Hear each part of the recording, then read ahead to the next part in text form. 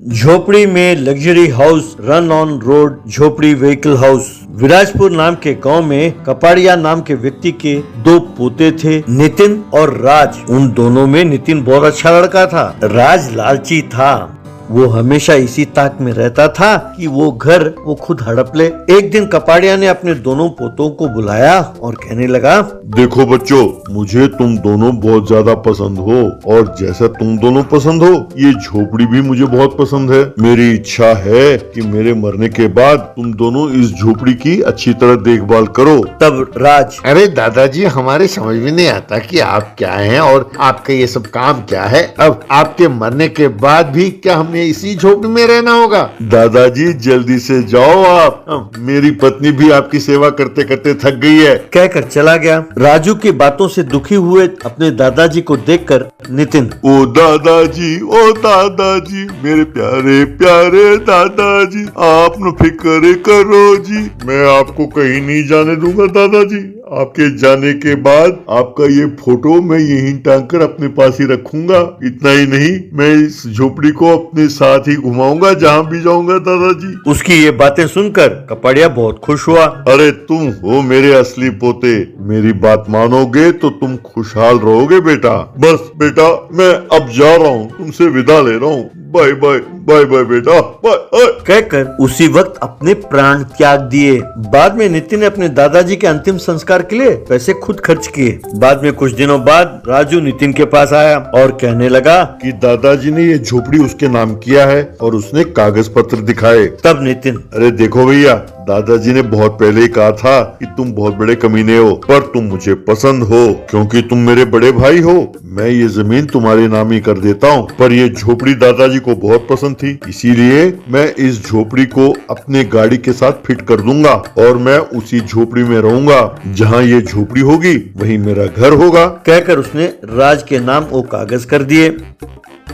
उसके बाद नितिन ने अपने कुछ दोस्तों को बुलाया और उस झोपड़ी को अपने गाड़ी के साथ फिट कर लिया। उसके बाद उस झोपड़ी में उसने अपने सहूलियत के कुछ चीजों को फिट किया और फिर गाड़ी को चलाते हुए उस झोपड़ी के साथ घूमने लगा।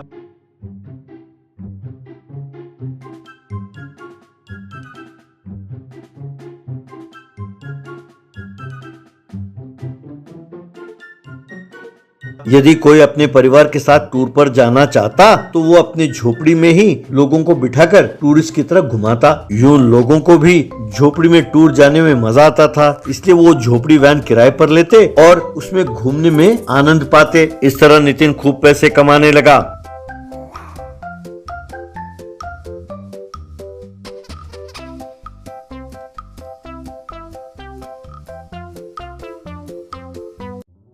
ये देखकर राज ने एक दिन सब गांव वालों को इकट्ठा किया और नितिन को बुलाकर और गांव वालों से, ये झोपड़ी हमारे दादाजी ने हमें दी थी, इसमें मेरा भी आधा हिस्सा है, इसलिए नितिन इस झोपड़ी से जो पैसे कमाता है उसमें आधा हिस्सा मेरा है। तब नितिन, अरे भैया, तुम्हें पैसों की जरूरत थी तो मुझसे मांग लेते, मैं दे देता। अब इसके लिए पंचायत बुलाने की क्या जरूरत थी भैया? तब एक औरत, अरे बेटा नितिन, अच्छाई की भी एक हद होती है, इतने भोले क्यों हो बेटा?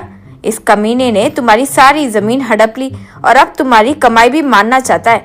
अगर ऐसा ही रहा तो तुम सड़क पर भीख मांगने लगोगे। यूं सब गांव वाले राजू को डांटने लगे तो राजू और उसकी पत्नी वहां से चले गए। उस दिन रात को नितिन और उसका दोस्त लोकेश गांव के बाहर आराम से पार्टी कर रहे थे। उन दोनों से छुपकर दूसरी ओर से राजू आया और उसने झोपड़ी को आग लगा दी और वापस जाने लगा। झोपड़ी को आग लगा देख नितिन और उसके दोस्त दौड़े दौड़े वहां पहुंचे।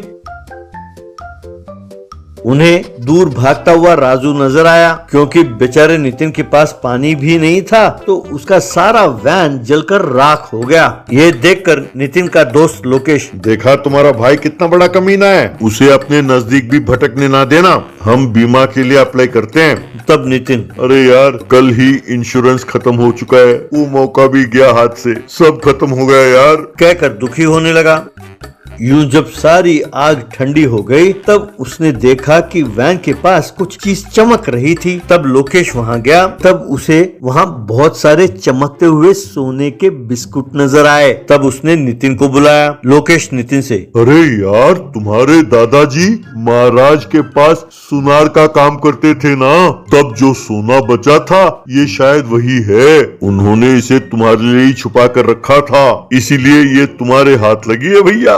अगर तुमने गलती से भी राजू को इसमें से हिस्सा दिया तो मैं राजा के वंशजों को बोल दूंगा। वो वैसे भी जुए में बहुत पैसे हार गए हैं और इसी ताक में है कि कहां से पैसे लें, फिर वो तेरे पीछे लग जाएंगे बच्चू। तब नितिन ने लोकेश को वादा किया कि वो किसी को नहीं बताएगा। फिर उस सोना में से कुछ बेचकर उसने एक नई गाड़ी खरीदी और उसमें अपने दादाजी की याद में एक और झोपड़ी बनाया और फिर उसी तरह वो झोपड़ी को किराए पर देते हुए पैसे कमाने लगा।